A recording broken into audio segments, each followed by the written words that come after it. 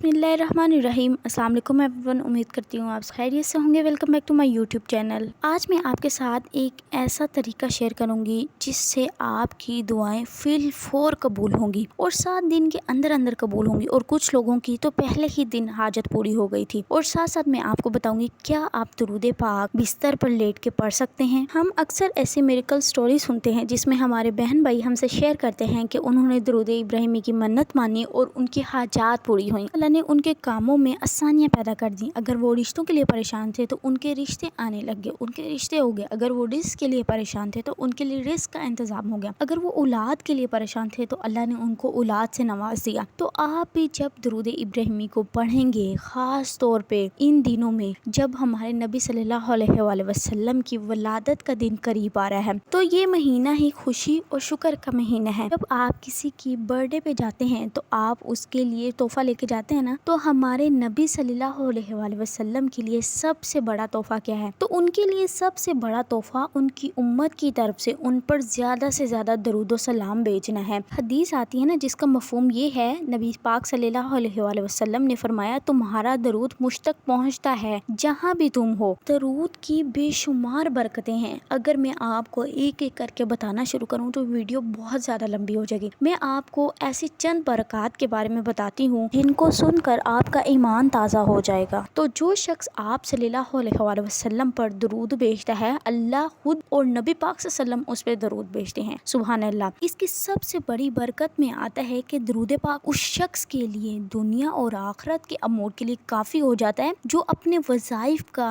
सबसे ज़्यादा वक्त दरूद पाक पढ़ने में गुजारता है। तो आपने स्पेशली इन दिनों में दरूद पाक पढ़ना है। आप कोई भी वज़ाइफ कर रहे हैं, आप उनको अभी के लिए स्किप कर दें और अपना ज़्यादा से ज़्यादा टाइम, और मैं कहूँगी सारा टाइम ही दरूद पाक पढ़ने में गुजारें कि ये दरूद आपके लिए किस तरह काफ़ी हो जाता है। आपकी हर हाजत पूरी होगी। आप रिस्क के लिए परेशान हैं, आपकी रिस्क में कुशादगी हो जाएगी। आप तंगी में हैं, आपकी तंगी दूर हो जाएगी। आपकी मुश्किलात हल होना शुरू हो जाएंगी। आपकी हाजात पूरी होना शुरू हो जाएंगी। इसकी बरकतों में ही आता है कि दरूद पाक डायरेक्ट अल्लाह से रहमतें हासिल करने का जरिया है। तो क्या आप नहीं चाहते कि अल्लाह ताला की आपके ऊपर डायरेक्ट रहमतें हों? तो ये वो जरिया है, ये वो खजाना है जिसके जरिए आप अल्लाह का कुर्ब हासिल करते हैं। आपके ऊपर अल्लाह की रहमतें होने लग जाती हैं। और दरूद पाक से आपको सिर्फ दुनिया में ही बेनिफिट नहीं होगा, बल्कि ये आपकी आखिरत में आपकी शफाअत का जरिया बन जाएगा। और जो दरूद पाक पढ़ता है जहन्नुम की आग से छुटकारा पा लेगा और दरूद पाक पढ़ने से क़यामत की प्यास से महफूज हो जाएगा। दरूद पाक पढ़ने से आपके अमाल पकीज़ा हो जाते हैं, आपके गुनाहों की मग़फ़िरत की जाती है और ये अमल अल्लाह के पसंदीदा अमाल में से एक है। और सोचिए जब खुद अल्लाह ताला और उसके फरिश्ते नबी पर दरूद भेजते हैं, तो जब आप नबी पर दरूद भेजेंगे और ख़ास तौर पे कसरत के साथ इन दिनों में दरूद भेजेंगे और अपने नबी को तोहफा पेश करने की नीयत से पढ़ेंगे, तो कैसे वो दरूद आपके लिए बरकतों का बाइस बनेगा। अब मैं आपको बताती हूँ कि आपने दरूद इब्राहिमी की मन्नत माननी किस तरह है। आज से ही आपने नीयत कर लेनी है। आप इसको किसी भी फ़र्ज नमाज की भी बात कर सकते हैं, लेकिन मैं रिकमेंड करती हूँ कि आप तहज्जुद से स्टार्ट करें। 7 डेज़ का ये चैलेंज है। आपने नियत करनी है कि या अल्लाह मैं 7000 बार दरूद इब्राहिमी पढ़ूंगा और इस दरूद की बरकत से